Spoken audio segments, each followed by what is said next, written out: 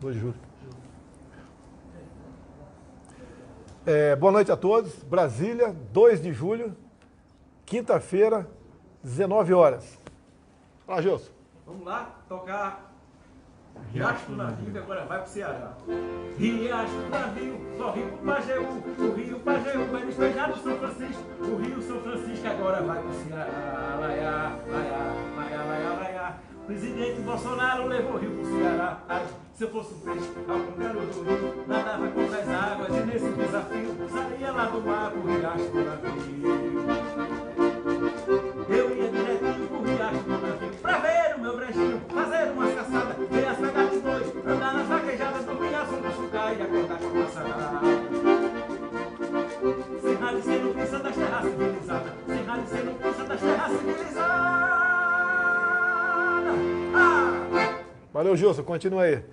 À minha esquerda aqui, a Elisângela, ela é intérprete de Libras.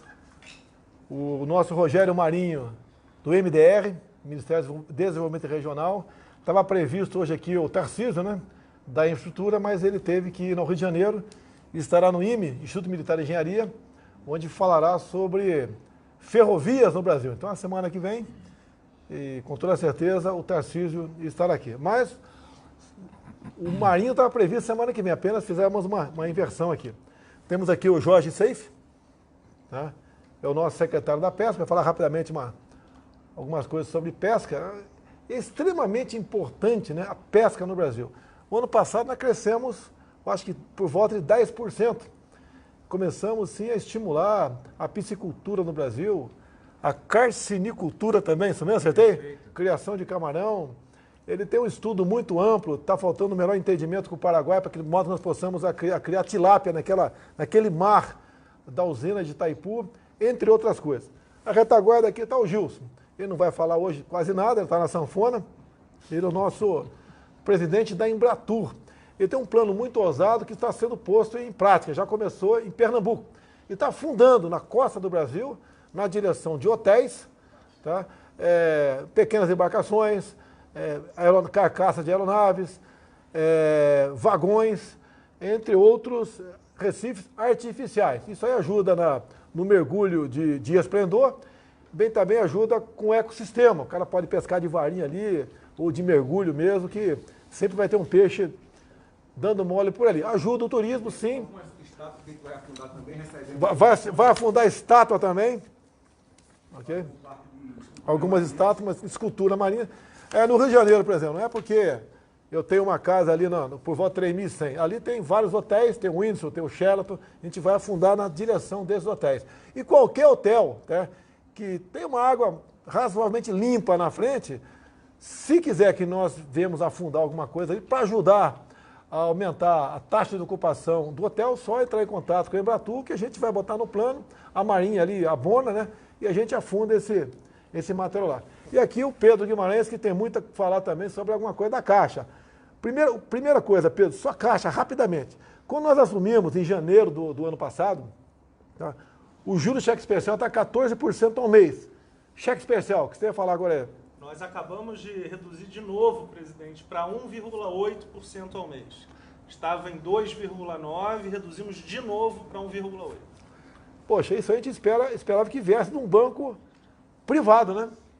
E está vindo de um banco público, a nossa Caixa Econômica Federal. Então, deixa eu fazer a propaganda aqui para a nossa Caixa. Pessoal, eu gostaria que você não devesse nada para ninguém, nem tivesse que entrar no cheque especial, mas se você tiver a intenção de entrar, vai para a Caixa, pô. 1,8% ao mês. Nunca vi nada parecido, nós reduzimos para 1,8%, é basicamente a menor taxa, até de crédito pessoal, presidente, é muito, não é baixo não, vamos lá, né? A Selic está em 2,25, então a gente ainda quer reduzir mais, mas a gente consegue ser rentável com essa taxa de juros. Nunca se esperava também a taxa Selic 2,25%. Alguns dizem que vai baixar mais ainda. Isso eu não, como eu não entendo de economia e está dando certo, eu quero continuar não entendendo. Aproveito a oportunidade, Pingo nos está nos transmitindo aqui, 70 mil pessoas assistindo, Jovem Pan 11 mil. Agradecer aqui o Augusto Nunes, Zé Maria, Vitor Brown e Fiuza. Fique à vontade, cada um quiser fazer uma pergunta, desde que seja para o Pedro da Caixa. o Marinho aqui do Desenvolvimento Regional. Embratur. Embratura aqui atrás, aqui, o Embratura, o Gilson, né? E o Jorge Seife de Pesca, fique à vontade aqui.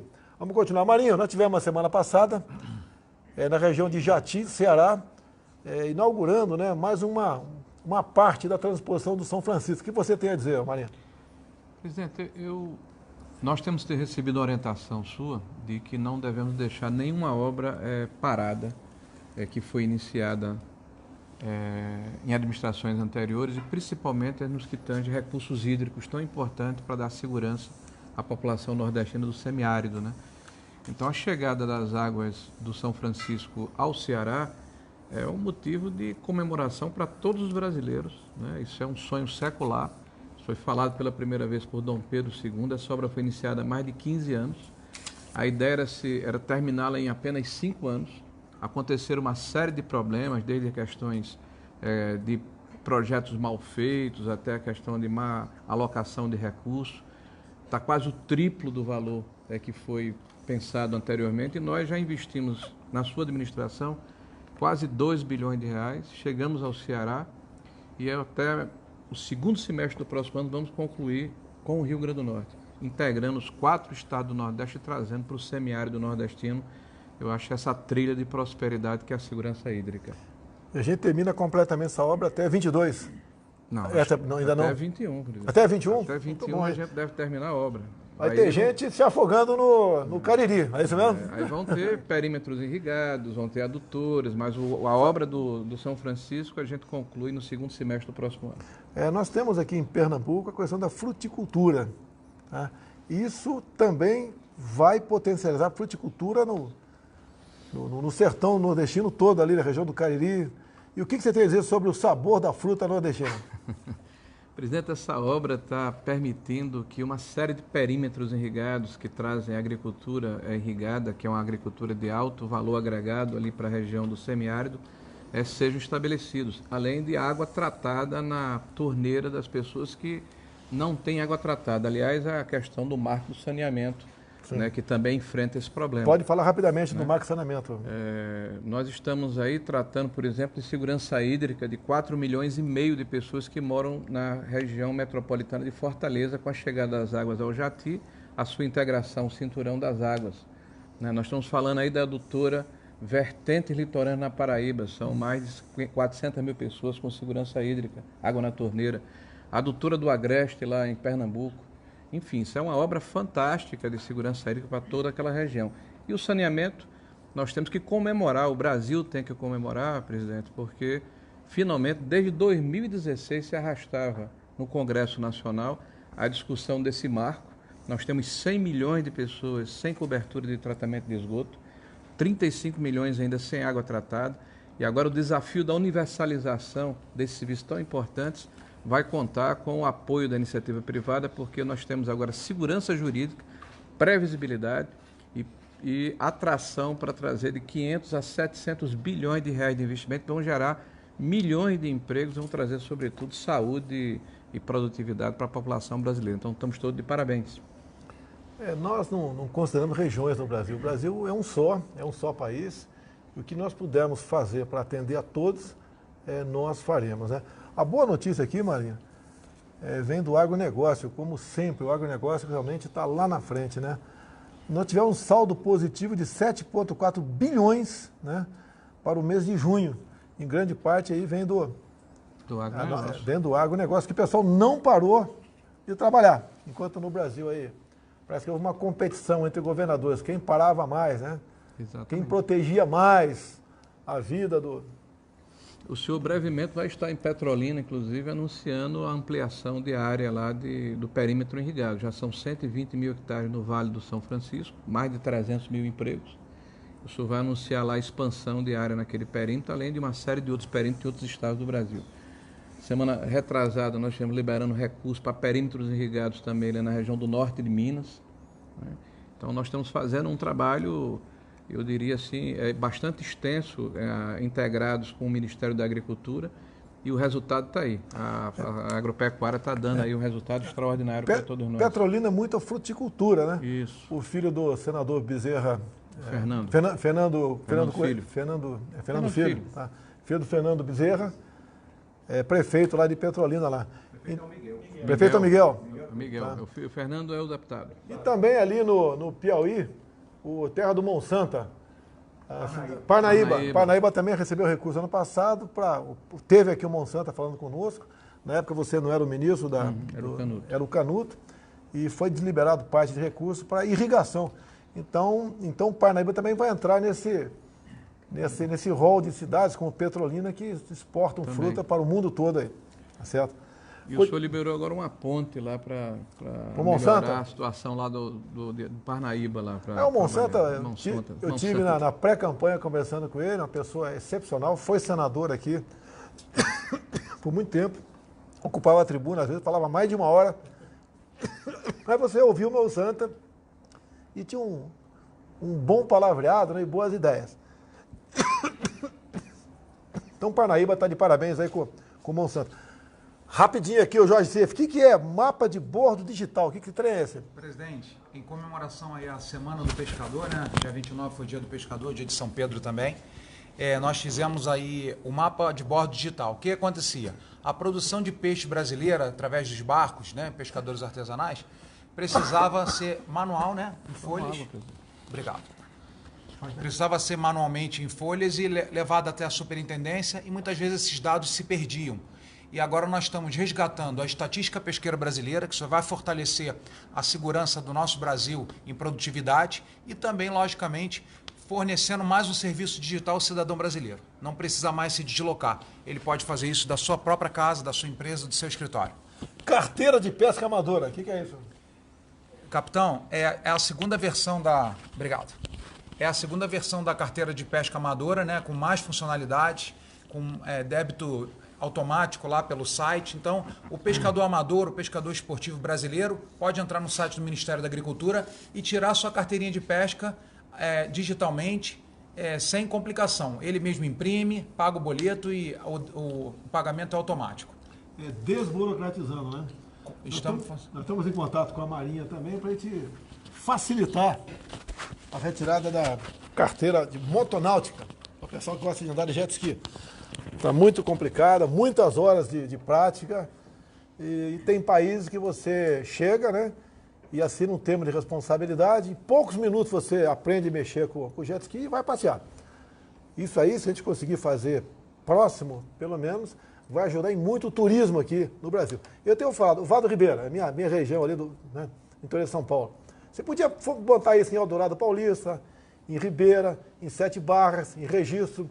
Então o cara podia ter lá 10, 15 jet ski para turismo. Você chega lá com a tua família, Pedro, rapidamente, se você não tem habilitação, você assina o termo de responsabilidade e vai passear no Rio Ribeira com a tua família. Vai ajudar o turismo, é dinheiro para a região, é tudo melhor. Agora nós temos que desburocratizar muita coisa. Como ele mesmo aqui disse agora o Jorge Seif, né? Mapa de bordo digital. Antigamente era uma papelada, você tinha que levar para algum lugar. Agora no computador você manda isso aí e facilita a vida dos nossos pescadores. Vou voltar aqui para o Pedro aqui. Pedro, o que você tem a falar sobre habitação, Pedro? Presidente, nós temos 3 notícias muito positivas. A primeira, a Caixa, em junho, fez o melhor mês dos últimos 5 anos. Nós emprestamos 11 bilhões de reais, demonstrando que a economia está voltando, que a Caixa está muito forte. E em vários segmentos nós estamos muito fortes.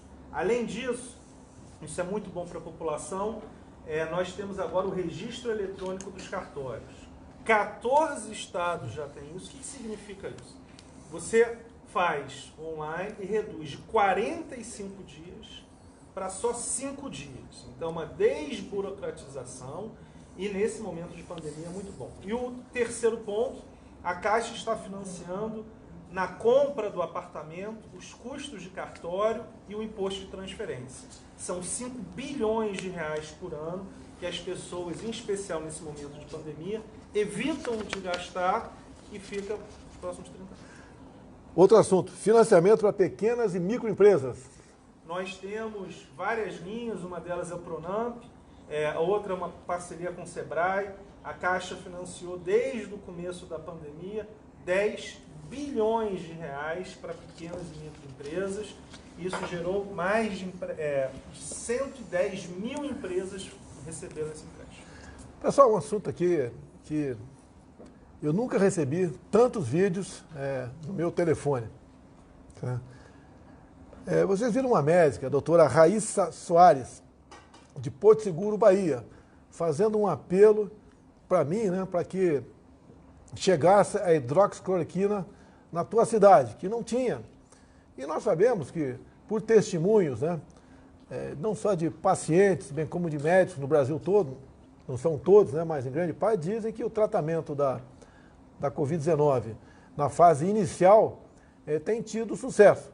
Então ela fez esse apelo para nós, eu liguei para o nosso ministro da Saúde, o general Pazuello, imediatamente ele assinou, na quarta-feira, acionou todos os meios nossos, e hoje partiu de São Paulo um avião para Salvador. E está previsto amanhã, por volta das 8 da manhã, chegar lá em Porto Seguro 40 mil doses de hidroxicloroquina. Então, obviamente, com toda certeza, a doutora Raíssa Soares vai se fazer presente. Espero que ela não tenha cirurgia para essa hora, né? Que as duas vezes que conversei com ela, estava em cirurgia, para que esse material seja então entregue à Secretaria Municipal de Saúde e, através dos órgãos de saúde de Porto Seguro, esse material seja distribuído para quem precise utilizar. Então, parabéns, doutora Raíssa, e parabéns aqui ao ministro Pazuello da Saúde, que prontamente atendeu a esse pedido aqui. Eu quero terminar aqui. Jorge Seif não. Marinho, no próximo sábado agora nós vamos para Santa Catarina, vamos sobrevoar, que lá tivemos um problema sério nessa semana, né? Ciclone bomba. Ciclone bomba. Confesso que eu nunca tinha ouvido falar isso aí. Tinha ouvido falar já, não? Não, essa é a terminologia, não? Não, eu também nunca tinha ouvido falar isso aí. Então, afetou muito cidades, em especial Santa Catarina. Você já enviou o nosso secretário de Defesa Civil para lá? Isso. Ontem mesmo, né, por orientação do senhor, nós ligamos para os 3 governadores, nos colocamos à disposição, enviamos o nosso secretário de Defesa Civil, ele com uma equipe, para Santa Catarina, que foi o estado mais afetado, mais de 130 municípios. Né, ele vai estar lá ajudando nesse projeto inicial de orientar as prefeituras a preencherem a papelada para requisitarem os recursos, né? E estaremos com o senhor sobrevoando a região no sábado, né? Para ver, temos uma ideia das necessidades que aquele estado terá. Está ali atrás o doutor Regis, né, por curiosidade, é um amigo nosso, é um médico, e vai estar conosco nessa missão em Santa Catarina no sábado pela manhã. A gente está convidando alguns parlamentares da região, não tem como convidar todos, são apenas 2 helicópteros, que cabe o máximo 10 pessoas, né, além da tripulação, equipe de segurança, médicos, etc., o máximo 10 pessoas. Então a gente vai convidar alguns parlamentares, deputados e senadores de Santa Catarina para sobrevoar a região, ter um conhecimento melhor do que foi esse estrago proporcionado. E como disse o nosso ministro aqui, Rogério Marinho, estaremos à disposição no que for possível atender aí a reconstrução, né, de parte desses estados. E ajuda humanitária também. E ajuda humanitária também. A última participação do Pedro aqui, auxílio emergencial, Pedro. Sim, o senhor anunciou nessa semana a 4ª e a 5ª parcela do auxílio emergencial. Nós estamos ainda finalizando o calendário, que sairá em breve para o senhor aprovar. E é muito importante, presidente, até esses 600, na verdade, são 65 milhões de pessoas e nós estamos pagando pouco mais de 50 bilhões de reais. Então, na média... Por mês, né? Por mês. Na média, as pessoas estão ganhando R$900, porque os líderes de família têm R$1.200. Então, não é só 600. Na média, os benefícios são de R$900. É uma grande ajuda e a Caixa Econômica Federal, eu posso dizer para o senhor, em várias cidades, em especial no interior do Brasil, norte e nordeste especial, tem uma grande melhora da economia exatamente porque você acaba tendo esse benefício. Eu assinei o decreto essa semana, presente o presidente da Câmara e do Senado, então mais 2 parcelas de R$600, que vão cobrir o mês de julho e agosto. A gente não pode continuar por muito tempo, como disse o Pedro aqui da Caixa Econômica, são 50 bilhões por mês. Não é dinheiro que está sobrando, nós estamos nos endividando com isso daí. Nossa dívida interna é bastante alta E a gente apela para os seus governadores e prefeitos que, cada vez mais, logicamente com responsabilidade que vocês todos têm, comecem a abrir o comércio e botar a economia para funcionar de fato. Então, mais 2 parcelas, serão 5 parcelas de R$600. Então, por pessoa, no mínimo R$3.000 cada uma vai receber ao longo desse tempo, para ajudar. Então, sabemos que é pouco, mas dá para fazer uma compra ali para necessidades básicas para a sobrevivência no mês. Tem você que é do Nordeste, é uma região mais pobre do Brasil, o Nordeste. O que você tem a dizer do interior, do teu estado, Rio Grande do Norte? Eu recebi vários depoimentos de que as pessoas estão, inclusive, comprando material de construção, estão fazendo pequenas reformas, né? Estão fazendo compras no comércio local, enfim, tem girado bastante a economia. Tem sido extremamente importante essa ajuda. Aqui o Gilson aqui trouxe um ofício para mim, da Associação Brasileira dos Criadores de Cavalo Manga Larga Marchador. O que é isso aqui, Gilson? Fala bem alto aí. Isso daqui, presidente, isso aqui é uma doação de 20 cavalos Manga Larga Marchador para fazer ecoterapia em crianças. O presidente da associação, Daniel, nos enviou isso daqui para a primeira-dama, Michele. 20 cavalos? 20 cavalos mansos para que as crianças façam ecoterapia. Então está aqui. Nós vamos receber, agradecemos aqui aos criadores de cavalo Manga Larga Marchador, lá de Gameleira, Avenida Amazonas, Gameleira, BH. Agradecemos e esse cavalo, a princípio, deve ir para a Polícia Militar aqui do Distrito Federal, né? Marinho, uma notícia importante, hein, Marinho? Olha, está falando aqui o Pedro sobre habitação, em breve nós estaremos lançando aí um programa habitacional, inclusive a Caixa é o operador do programa, mas o importante é que a população saiba, presidente, que o seu governo já entregou 500 mil unidades habitacionais desde o princípio do seu governo. São 500 mil famílias atendidas, já mais de 5 bilhões de reais do Orçamento Geral da União. Então o senhor não tem deixado faltar recursos para um programa tão importante como o programa habitacional. Nós temos aí 289 mil unidades habitacionais em carteira. Estamos fazendo retomada de empreendimentos praticamente toda semana. São quase 100 mil unidades paradas que o senhor herdou. Né? Nós vamos retomar todas essas 100 mil unidades. Já retomamos 11 mil, até o final do ano 50 mil unidades. Inclusive o conjunto Tancredo Neves em Santos também começou. Lá. Claro. Como recomeçaram as obras? Estava parado nas administrações anteriores, nós retomamos aqui para orientação do senhor. Estava abandonado. Tem uma deputada lá de Rosana Vale também, que entrou em contato conosco. Bem como a Rosana Vale entrou em contato conosco na ponte lá de... Na ponte de São Vicente, ponte dos Barreiros, né? Isso. Nós devemos... lá, inclusive. Estive lá. Já liberou para carro? Já, né? Já. Liberou onde para carro? Então nós vamos visitar aí a ponte e também o conjunto Tancredo Neves, que é recurso federal. A gente vai convidar os polícias locais, tá? E vamos entregar também quase 2 mil unidades em São Paulo, capital. E nessa viagem nós vamos também no Vale do Ribeira. Tem 3 pontes. Ajuda aí. Batatal e Eldorado. Pariquera- Açu. Onde mais? Itaoca também. Vamos visitar já começaram as obras ou está no papel ainda? Está no papel ainda. Está no papel. Está para lançar a pedra fundamental e começar essa construção nessa.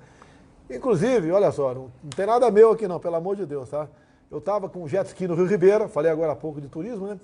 E encostei o jet ski lá na Barra do Batatal e estava uma balsa atravessando com uma noiva em cima. Entendeu? Eu perguntei, brincadeira, né? Oh, me convidar para o casamento, ela convidou, etc. Eu falei, ó, tia, isso foi em 2016, 2017. Ó, se um dia eu for para a República, ia fazer uma ponte aqui, tá? E o prefeito teve a ideia, fez a solicitação para a gente, tá? Pelo orçamento, normalmente. E está sendo essa ponte lá. Você tem quantas obras no MDR, mais ou menos, Marinho? Mais ou menos? Umas 20 mil. Mais ou menos 20 mil obras no Brasil. Em todos os municípios brasileiros. Imagina a dor de cabeça que ele tem para administrar tudo isso aí. Tem que ter uma boa equipe do lado dele. Então essas obras do Vale do Ribeira nós veremos. E na volta a gente vai passar numa cidadezinha, como é que é o nome? Alguém lembra da cidade aqui? A gente deve pousar numa cidade... Esquecer, vai lembrar o nome aqui. Ele vai lembrar o nome aqui. Até que eu liguei, né? Eu estava na presidência. Daí eu vi o nome da cidade, na metade do caminho tem Ribeira e São Paulo.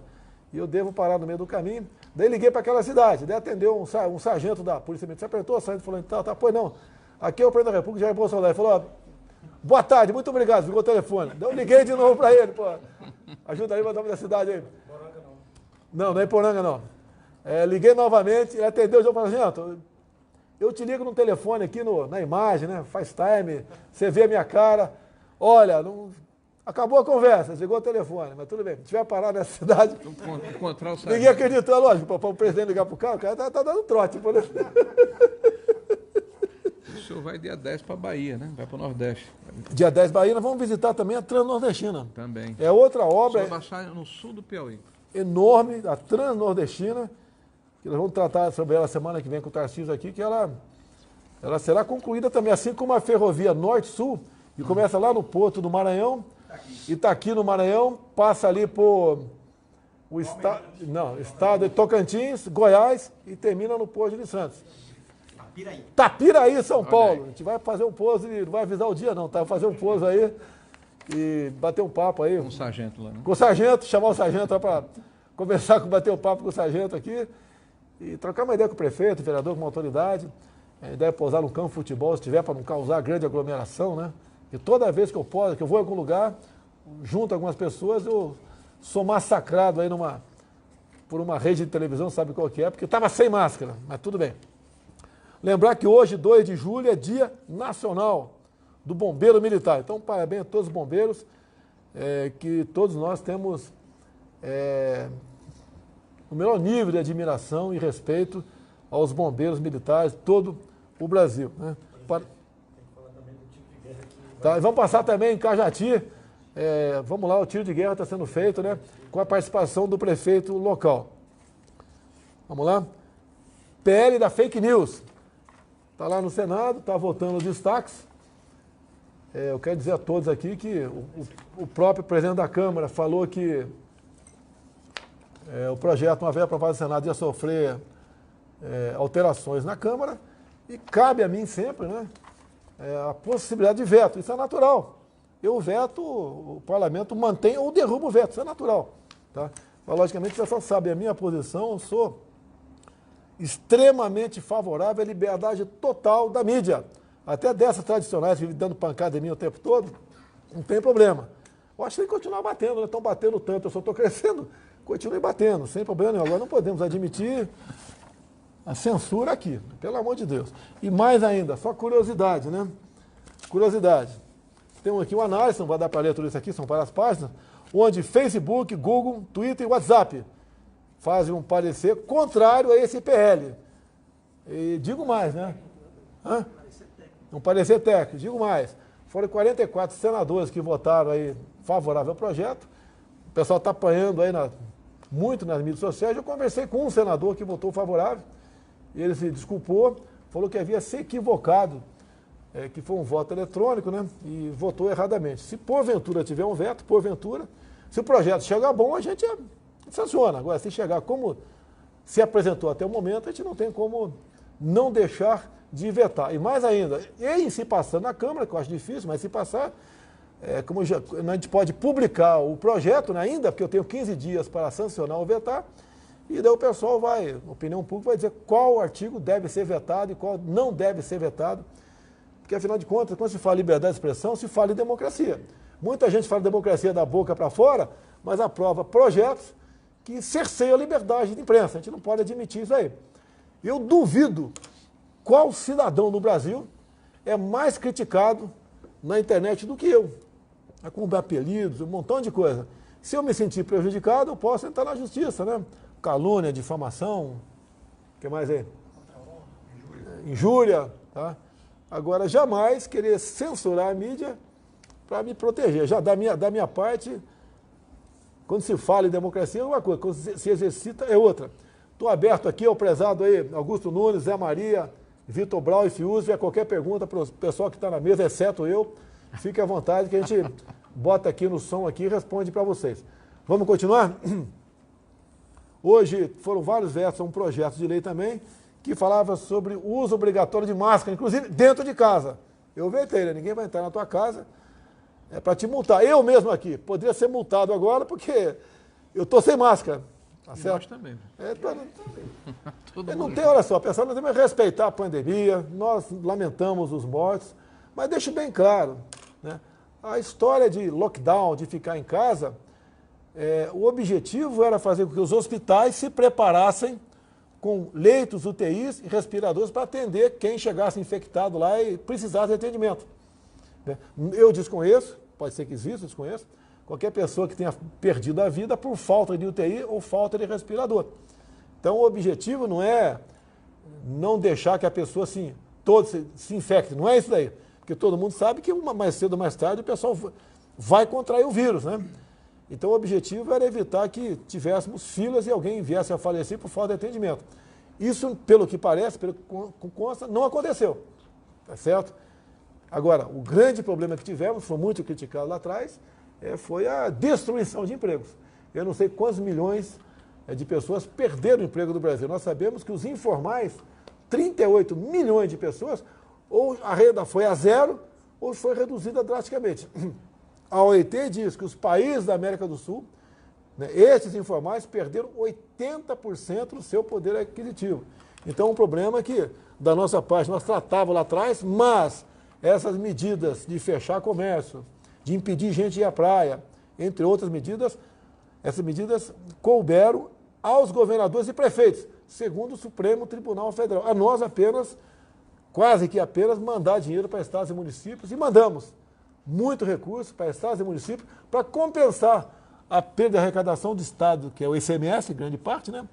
Dos municípios e ISS. Mandou agora mais de 10 bilhões, pessoal. Mais 10 bilhões, acho que é hoje, se não me engano. Em torno de 14 bilhões hoje. 13 bilhões, sei lá. 14 bilhões só todos hoje os municípios. estão indo para municípios do Brasil. Todos eles. Tá? Pedro, alguma coisa mais, Pedro? Está encerrado você, né? Encerrei. Pedrão encerrou aqui. Continua aqui. Cumprimentar aqui a iniciativa do comandante da Aeronáutica, Tenente Brigadeiro Eduardo Bermudes, que ofereceu para as empresas aéreas, né, comerciais, os pátios de estacionamento das bases aéreas do Brasil para que aviões da TAM, da Gol, da Azul fossem para lá e não tivessem que gastar com estacionamento que existe nos aeroportos por aí. A previsão de economia em 6 meses para essa empresa são 18 milhões de reais. Tá? Isso ajuda essa empresa que já tem dificuldade, que eu acredito que na ordem de quase 90% dos voos, né, foram cancelados no Brasil. Então essa aviação está lá embaixo. Então essa medida aí do nosso comandante da Aeronáutica que trouxe aí, ofereceu os pátios das bases aéreas nossas para que esses aviões ficassem parados lá a custo zero. Bem-vindo, né, Pedro? Com certeza. Alguns falam, né? Está preocupado com o empresário. Mas, pessoal, se quebrar a empresa aérea aqui, vai ter piloto demitido, comissário de bordo. Pô, as empresas que... E a logística do país, quebra a logística do Brasil, quebra tudo, tá certo? Outra coisa importante aqui, o Conselho Nacional de Política Energética, ele mexe contigo, em especial no Nordeste. O Conselho Nacional de Política Energética estabeleceu diretrizes para que o etanol possa ser vendido das usinas diretamente para o posto de combustível. O que acontece hoje em dia? O etanol virou turista. Ele sai de uma usina aqui, anda 300 km, troca de carro, troca de nota, volta para o posto aqui do lado. Ele anda 600 km. E agora, então, faltam mais algumas medidas ainda para que o etanol possa ser vendido diretamente da usina para o posto de combustível. É isso mesmo, né? Tomara que diminua. O teu estado, acho que é um dos grandes, vai, com toda certeza, vai. Ao diminuir o preço do etanol, diminui a gasolina também, porque na gasolina tem etanol misturado. Pernambuco, Alagoas. Pernambuco, Alagoas. Mas a tua terra, Rio Grande do Norte, basicamente o que tem lá? Sal? Sal, frutas. Camarão? Camarão, tem muito camarão. Tem petróleo, gás, energia eólica. Carcinocultura. Criação de camarão aí. O Distrito Federal começa a liberar aulas a partir do final de julho, final desse mês. Hoje entrei em contato com o ministro da Defesa, o João Fernando, para que a gente consulte a Associação de Pais, para ver se o mais rápido possível a gente faça com que os 13 colégios militares do Brasil voltem a ter aula normalmente. Se Deus quiser, a partir do... Já tem, né? Mas a partir do começo de 22, o 14º Colégio Militar, no campo de Santana, em São Paulo, estará funcionando. Será um dos maiores colégios militares do Brasil, do Campo Santana, São Paulo. Gostaria de fazer mais, tá? Mas estamos com um problema orçamentário.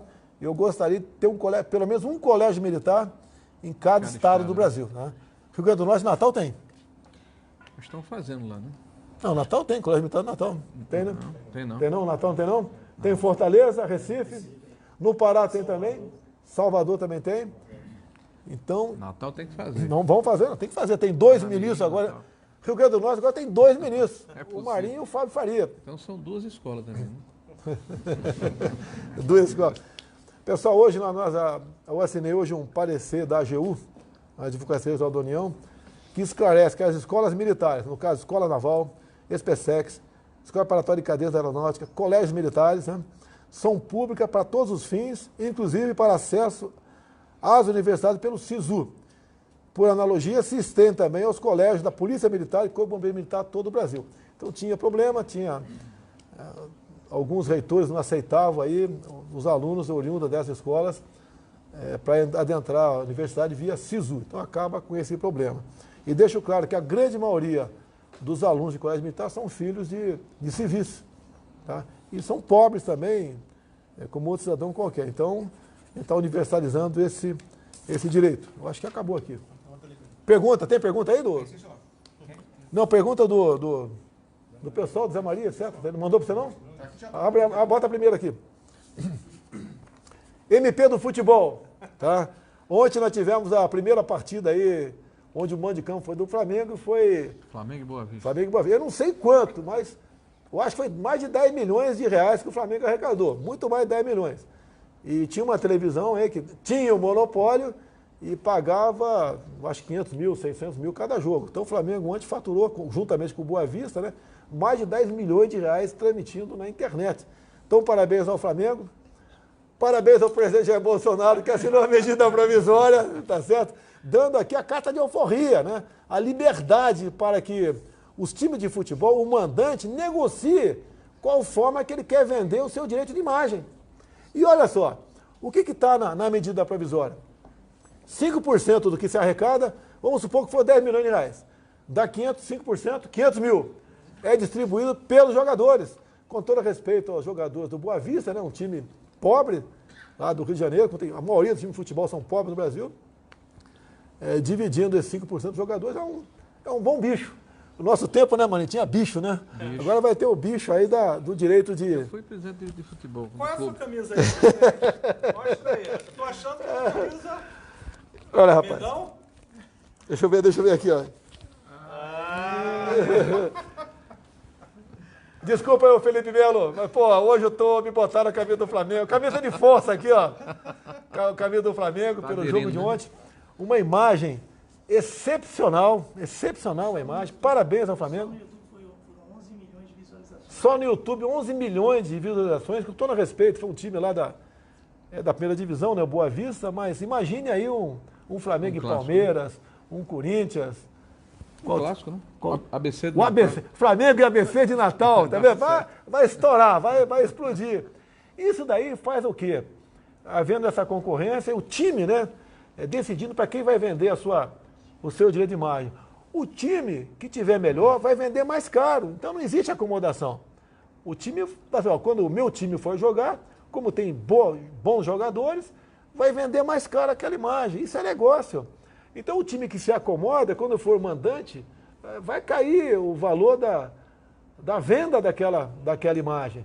Então isso é concorrência, isso é livre mercado, isso é maravilhoso. Eu ouso dizer aqui que o futebol do Brasil está tendo uma alavancagem enorme agora por causa disso. Muitas vezes o elemento, com todo respeito, eu acho que o jogador prefere jogar aqui no Brasil. Ele sai para a Europa por quê? Por causa do salário, o cara ganha uma fortuna. Muitos vão preferir ficar aqui porque o salário aqui, da maneira como nós fizemos agora, com essa medida provisória, atendendo aí ao interesse da classe esportiva, né? A gente vai fazer que muito jogador fique aqui, ganhe muito mais e vai melhorar e muito o futebol brasileiro. Vai voltar aqui a nos orgulhar com toda a certeza do futebol. Então, parabéns, recebi a semana 8 dirigentes de clube, né? Foi do Flamengo, Internacional, Paraná, Atlético, Ceará, Bahia, Fortaleza, Palmeiras, tá certo? Eu ganhei uma camisa de cada um. Essa aqui, ganhei do Flamengo. Essa é a mais bonita, capitão. Ó, o pessoal diz que eu tenho que usar um dia a camisa do Corinthians, mas o Corinthians tem que entrar nesse time aí, pô. O Corinthians aí é uma das boas torcidas do Brasil, tem que entrar nessa do livre direito de negociar a imagem, pô. Que é a maior torcida do Brasil. Não, né? a segunda maior, presidente. A maior é do Mengão. A maior do Mengão, né? Uma das maiores. Eu acho que é a segunda maior do Corinthians, né? É a segunda maior torcida do Brasil. A mais apaixonada é a do Náutico. É? Então, um sucesso total a medida provisória de futebol. Traz aqui o Cid. Vamos lá, uma pergunta aí. Augusto Nunes, presidente. Augusto Nunes para quem? Pro ministro. Bota aqui, Cid. Não tem aqui já? Não, ele vai aumentar o som aqui, tá baixo. Pertinho já pega. Tá baixo aí, cara? Vai lá, Augusto Nunes pro Rogério Marinho. Boa noite, presidente. Boa noite, ministro. Ministro, o senhor teve uma participação decisiva na aprovação da reforma da Previdência.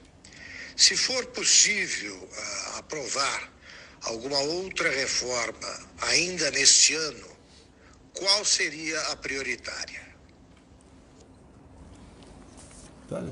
Tributária? Eu acho que... Aqui? Já tá ali já. Bom, Augusto, boa noite a você e a todos da Jovem Pan. Existe uma série de reformas importantes, inclusive mudanças de marcos regulatórios, né? A questão de ferrovias, a questão do gás, né? A questão da própria reforma tributária. Sem dúvida, há um grande desafio ainda pela frente, né? O ministro Paulo Guedes está à frente desse processo, nessa mudança da nossa economia. E eu acredito que é mais importante nesse momento, desde que haja essa sinergia com o parlamento, seria a mudança ou a simplificação da nossa legislação tributária. Vamos aguardar aí, ver se dá certo aí. Não sei se é possível esse ano, mas com certeza pode se iniciar agora e ser concluída no primeiro semestre do ano subsequente. Augusto, olha só, um tempo atrás, a gente de vez em quando tem umas ideias, né? Eu sou mergulhador profissional, já tive vários salvamentos, por acaso, né? Inclusive em 2016, 2017. Vem cá, moça! Eu estava com esse cara aqui na praia, lá na Barra da Tijuca, sargento do Exército, agora é segundo-tenente, Mozart Pereira, ele é subtenente, primeiro tenente do Exército Brasileiro, é do Ceará, e estava lá no posto 4, na direção do Hotel Sheraton. E era um fim de ano, eu acho que era Natal, Ano Novo, e sempre acontece comigo essas coisas, né? Eu falei, moça, prepara aquelas duas meninas, duas meio japonesinhas, vão se afogar, se prepara. Nós preparamos, não deu um minuto, elas afundaram. Eu e o moça fomos atrás e tiramos as duas meninas de dentro d'água. Até eu tive dificuldade, porque ela estava com muito óleo, bronzeador. Então essas duas japonesinhas deviam estar paradas no Sheraton, no posto 4 da Barra da Tijuca. Devia ter uns 15 anos, 16, uma pela outra, nós tiramos fora d'água. Então, depois daquilo, eu tive uma ideia de construir, de fabricar, o que o Corpo Bombeiro já usa, no Rio de Janeiro usa muito, né? É um negócio de neoprene, é um cubo de neoprene, né? Um retângulo, uma figura retangular de neoprene com uma alça de cada lado que serve para você salvar vidas. Tá certo? Uma boia. E eu duvido, pelo preço que eu planejei, eu vou chutar aqui, né? Mais ou menos R$100. Daria para eu fazer isso aí, o deputado federal me arranjava a minha esposa, alguém, abrir uma empresa e faria isso aí. Mas depois fomos vindo as cargas tributárias. É algo supérfluo. Uma coisa que eu podia vender por R$100, para ter algum lucro eu tinha que vender por 300. Eu desisti. Então esse é o grande problema do Brasil. Você é carga tributária, é burocracia, e você desiste de investir, né, de até se aventurar num negócio. Porque depois que quebra, fica uma dificuldade enorme para você ficar livre das pendências, das dívidas e tanta outra coisa, né? Então é isso que devemos fazer para facilitar a vida de quem quer empreender no Brasil. Outra pergunta aí, Cid? Sim, senhor. Agora do Fiuza. Fala, Fiuza. Para quem que é? Ministro Rogério Marinho, a sua atuação na reforma da Previdência foi fundamental, entre outros motivos, porque o senhor ajudou a explicar a reforma através das redes sociais. Por isso eu gostaria de lhe fazer uma pergunta sobre as redes sociais, especificamente sobre esse projeto de lei das fake news, que procura aí, digamos que, instituir uma verificação da verdade na internet. Qual a sua opinião, ministro, sobre esse projeto de lei que foi aprovado no Senado e agora vai ser apreciado pela Câmara dos Deputados? Posso falar daqui? Pode falar. Ô, Fiuza, boa noite a você também. Eu, Zé Maria, mais alto, boa noite a você também. Obrigado aí pelo questionamento. Eu acho que esse é um momento importante para o país, né? Nós estamos vivendo aí um momento em que as pessoas tentam resolver problemas através de um projeto de lei que impede a manifestação livre de outras pessoas. A exemplo do presidente, claro que guardado as devidas proporções, eu praticamente fui destroçado por fake news, né? Porque conduzi a reforma trabalhista como deputado na Câmara Federal e quando fui candidato à minha reeleição, né, eu praticamente não tive como me defender no meu estado, porque fui acusado de subtrair direitos dos trabalhadores, quando todos os direitos dos trabalhadores estão preservados no artigo 7º, em 34 incisos da Constituição brasileira. E nem por isso eu estou me insurgindo contra a imprensa ou contra a livre manifestação de quem quer que seja. Eu aprendi que, desde cedo, né, que o contraditório ele é extremamente saudável, ele é uma demonstração da vitalidade das instituições como um todo. Então, se eu estou chateado ou resignado, não concordo com determinada opinião, o campo adequado para que eu a contradite vai ser a minha voz, a minha palavra ou, eventualmente, também utilizar o mesmo instrumento que é a própria rede social ou algum outro veículo de imprensa. Ô Fiuza, pela tua idade você vai se lembrar muito bem. O ano era 2002. Nós votamos uma pequena reforma trabalhista. O ministro do Trabalho era o Francisco Dornelles, o presidente Fernando Henrique Cardoso. Eu votei favorável.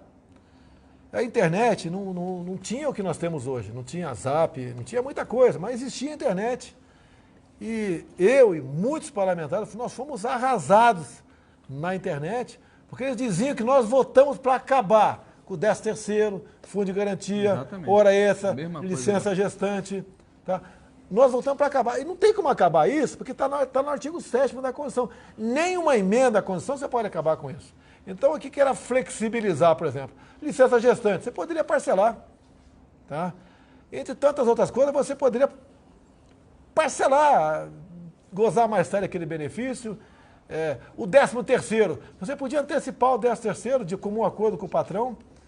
Tá? Então, nós fomos massacrados com esse projeto de lei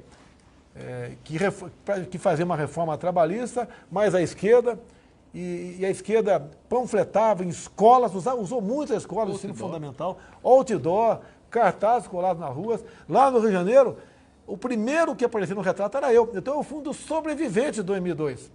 Depois tivemos com o Fernando Henrique, 2017, né? Não, 2017 já foi Temer.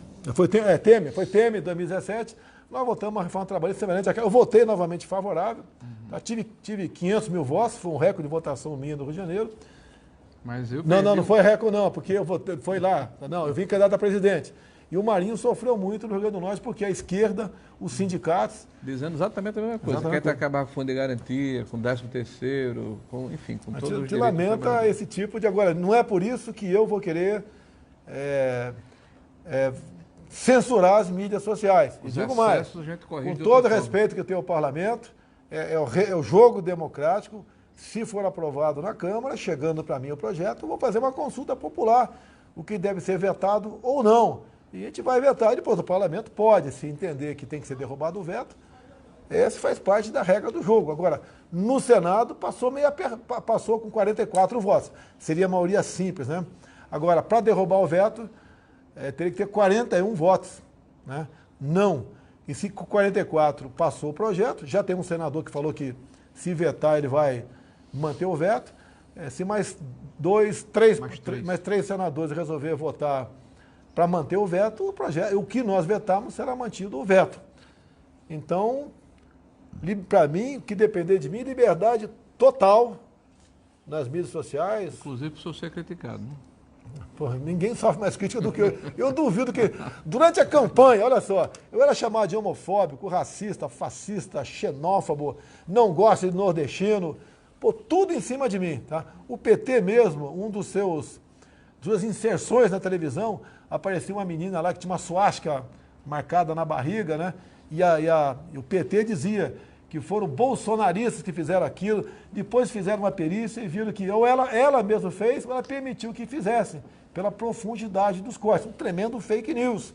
Tá? Sobrevivemos a tudo isso daí. E cada vez mais a população está se inteirando, entendendo, e de imediato já sabe que é fake news. Tá? E tudo bem. Agora, eu estou sendo julgado por vários processos pedindo a cassação da chapa no TSE. Diz que o processo, olha só, Fiuza, diz que o processo mais complicado é que eu teria, né, impulsionado impulsionado Zap em massa por ocasião das eleições. Eu pergunto para você, Fiuza, você recebeu no teu telefone, né, aí, algum Zap de alguém desconhecido que tinha a ver com as eleições de 2018, que fez você mudar o teu voto para mim, para o Haddad, para o Alckmin, para o Ciro? Eu não recebi, eu acho que ninguém aqui recebeu. E eu estou recebendo uma acusação dessa, que seria a acusação mais grave para caçar a chapa Bolsonaro-Mourão. Foi arquivado por 7-0, uma outra acusação no TSE, que eu teria patrocinado o outdoor por todo o Brasil. Além de estar hospitalizado, nós arrecadamos 4 milhões de reais, gastamos 2 devolvi para o partido. Não tem cabimento. O TSE é obrigado a discutir esse assunto e votar. Mas são coisas que a gente, lógico, se preocupa sempre, qualquer processo contra a gente se preocupa, né? Que é um tribunal eleitoral e, por vezes, um ou outro ministro quer ter um voto, quer dar um voto político, né? Nós sabemos que não pode ser assim, mas é um ser humano. Eu acredito na absolvição, no arquivamento de todos esse processo do TSE, até pela qualidade dos ministros que estão lá. Mas, fake news. Pessoal, se pegar meu telefone aqui, o que eu recebo de meme, de brincadeira de todo mundo, até de mim mesmo, não está no gibi, tá certo? Eu queria até ler alguns aqui, mas não vou ler para não polemizar aqui, tá certo? Mas faz parte do folclore, pô. Tem piada comigo ali que eu morro de rir, pô. Tá a minha cara lá, me comparando com tudo quanto é coisa de gente ali. Tá eu como gafanhoto. Tá eu, tem um... Botaram que eu sou o cara que espanta o gafanhoto. Tá certo. Não, mas tudo bem. ele espantou o Paulo Guedes aqui, o chanfone. Espantou o Paulo Guedes. Tá. Então faz parte do folclore. Não podemos nos render ao politicamente correto. Não pode isso, não pode aquilo. Cuidado que você vai falar. Já falaram em racismo reverso. Eu não sei o que é isso, meu Deus do céu. Racismo reverso. Um dia eu vi uma mulher falando na televisão, eu toda séria, quando aquele cara fala eu não sou racista, é porque ele é racista. Eu não entendo. Confesso que está difícil, né, viver no Brasil assim. Quem não gosta de uma boa piada? Eu gosto de brincar aqui com o cearense, aqui, o Gil cearense, o Cabra da Peste aqui do Rio Grande do Norte, o baiano, ligeirinho, o gaúcho macho pra caramba, tá? A dupla de goiano, como se forma. A gente gosta dessa piada, mas você não pode fazer mais. Tem que tomar cuidado se alguém está te gravando, para o pessoal não entrar na justiça e acabar com a tua vida. Eu estou com o processo de danos morais, está em R$500 mil em última instância. Tá?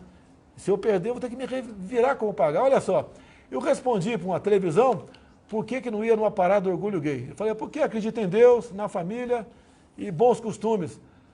Começou numa associação que é conhecida como Associação de Lésbicas de Niterói, tá? Começou com R$150 mil. Em segunda instância, acredite, segunda instância, o Ministério Público pediu arquivamento, o relator pediu arquivamento. E eu perdi por 3-2. Daí subiu, está no Supremo Tribunal Federal, contando juros e correção monetária, R$500 mil. Quer dizer, você não sabe o que fazer mais, o que falar mais. Nós não podemos continuar agindo dessa maneira.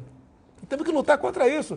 E a liberdade de imprensa é muito importante, caso contrário, se você ficar refém de parte da mídia tradicional, você realmente não vive mais e você vai viver, não é sem informação, vai viver desinformado. Tem mais alguma pergunta aí? Sim, senhor. De quem que é agora? Zé Maria. Zé Maria? É para você, Pedro, tenho certeza. Os dois, Pedro e Rogério Marinho. Pedro e Rogério Marinho. Olá, Zé Maria. Salve, presidente, ministro, presidente da Caixa. Olha, eu queria saber sobre o financiamento habitacional. Ministro Rogério Marinho, quando sai esse novo programa do governo aí sobre financiamento com novas situações para o financiamento da casa própria? E ao presidente da Caixa, se é possível, com esse novo programa, transformar os financiamentos antigos nesta nova legislação e nesse novo conceito do programa que será lançado. Quer começar ou quer para o Pedro? É melhor. A primeira pergunta foi... Bom, Pedro, primeiro, obrigado aí pela oportunidade. Nós estamos há quase 3 meses tratando desse processo internamente aqui com a economia, com a Caixa, né, com muito cuidado, assim, porque a nossa ideia é justamente permitir que o maior número de brasileiros tenham acesso ao crédito imobiliário. Então, nós estamos fazendo as tratativas finais, eu acredito que já tenhamos praticamente acertado os ponteiros aqui, e nos próximos 15 dias a gente terá a condição de lançar o programa. A nossa ideia é justamente diminuir o juro habitacional, isso passa pela questão da remuneração do Fundo de Garantia, já que está havendo uma diminuição da taxa Selic, e essa diminuição vai permitir que um número considerável de famílias possam ter acesso ao financiamento de casa própria. Nós também tivemos uma negociação com a Caixa, que é exemplo do que tem feito em outros produtos, né, como foi o caso aqui do cheque especial, né, tá abrindo mão de uma remuneração que tem na sua taxa de administração, que vai permitir que um número maior de habitações com o mesmo subsídio que é dado pelo governo federal seja produzido anualmente, e nós vamos oportunamente publicizar esse número, e também um programa consistente de legalização fundiária. Nós temos hoje 10 a 12 milhões de unidades habitacionais no Brasil que não têm escritura pública, né? Então nós vamos lançar um programa que vai ajudar, que vai apoiar os municípios brasileiros, né, para que eles possam fazer valer a legislação que já existe desde o ano 2000 e que foi repaginada em 2017, né, para termos pequenas reformas habitacionais e legalização fundiária nas cidades brasileiras. Então, basicamente, é esse o fulcro, a espinha dorsal do projeto, e esperamos em breve estarmos lançando o projeto para todo o Brasil. Pedro, complementa aí, Pedro. Como o Rogério falou, a Caixa é o banco de todos os brasileiros e é o banco da habitação. Então, não existe nenhum tipo de possibilidade de você ter um projeto tão bonito quanto esse, onde a Caixa não apoie. 99% do financiamento para baixa renda é feito pela Caixa. Presidente, quando começou o seu governo, a Caixa só tinha 22% do mercado da faixa de renda mais média, e chegamos a esse mês com quase 50%. Por quê? Lançamos produtos novos, como produto por inflação, sem inflação, e inclusive a menor taxa do mercado. Então, exatamente como o Rogério falou, a gente vai sempre ajudar a população. Olha, o nosso Facebook, o YouTube está com 80 mil pessoas, e Pingos nos Is e Jovem Pan está com 98 mil. Então, parabéns aí à turma aí da Jovem Pan, Pingos nos Is, Augusto Nunes, Zé Maria, Pedro, Fiuza. O Vitor Brau está hoje, não? Mais alguma pergunta? Tem mais um do Vitor Brau. A última do Vitor Brau para a gente encerrar aqui. Já completou 1 hora, pô, senão o pessoal vai pedir hora extra para mim aqui, ó. Ô, Augusto Nunes, se for ajudar a pagar, tudo bem. Olha, imagina quanto o Pedro cobra e quanto o Marinho cobra. E tem também intérprete de Libras também, é caríssimo. Embratur, o médico aqui. Qual a tua especialidade, o Regis? Cirurgião plástico aí, Isso é caro, hein? Tá nos acompanhando? Aqui, olha só, você comemorou a vitória do Flamengo comendo o quê? Tomando o quê? Tilápia com tubaína lá. Tilápia com tubaína, comemorou a vitória do Flamengo, São Boa Vista lá, valeu. Vamos lá, outra pergunta aí. Presidente, boa noite. Queria fazer a pergunta ao presidente da Caixa, Pedro Guimarães. Então, o governo decidiu esticar o pagamento do auxílio emergencial, prorrogou, vai conceder agora mais 2 pagamentos em julho e em agosto, mais R$ 1.200. Queria saber do presidente da Caixa, Pedro Guimarães, se houve mudanças aí no sistema, se os aplicativos foram aprimorados, quais são as principais mudanças da primeira para essa segunda fase de pagamentos do auxílio emergencial, presidente. Boa noite a todos aí. Obrigado pela pergunta. Primeiro ponto, todas as pessoas que tiveram aprovados os primeiros 3 pagamentos não precisam se cadastrar. Então, o cadastramento, na verdade, a validade é automática. O aplicativo hoje tem 108 milhões de pessoas, é o maior aplicativo do mundo que nós sabemos em termos de banco digital. Ele está mais aprimorado, nós não temos mais filas nas agências e nós vamos, muito em breve, anunciar o calendário. Nós estamos conversando com o Ministério da Cidadania e, obviamente, o presidente Jair Bolsonaro vai validar e, após ele validar, nós vamos anunciar. Mas o que a gente pode anunciar para vocês vamos fazer o pagamento via conta digital, muito rápido, mas extremamente rápido, e vamos anunciar muito em breve. Zé Maria, Fiuza, Brau, muito obrigado pela participação de vocês. Vocês ajudam a brilhantar aqui a nossa humilde live. A quem está nos assistindo agora, vai para a Jovem Pan, que nós estamos saindo do ar, tem o finalzinho do Pingo nos Ir. E assisto porque é um programa aí realmente com isenção absoluta, né? E eu fico muito orgulhoso de existir programas como esse da Jovem Pan, Pingo nos I. Alguma coisa mais? Vamos encerrar? Pessoal, muito obrigado pela oportunidade. No sábado estaremos sobrevoando aqui algumas regiões de Santa Catarina, que foi atingida por essa catástrofe aí de 2, 3 dias atrás. Já nos colocamos à disposição. Nossa equipe já está lá. Já temos equipe nossa lá. E vamos sobrevoar para, de perto, ver a profundidade do problema, né? E ficar à disposição dos governadores desses 3 estados. O que for possível a gente fazer, nós faremos. Mais uma coisa? Excelente, presidente. Muito obrigado, então, pessoal. Até semana que vem. Semana que vem com o Tarcísio aqui falando sobre ferrovia, tá ok? Boa noite a todos.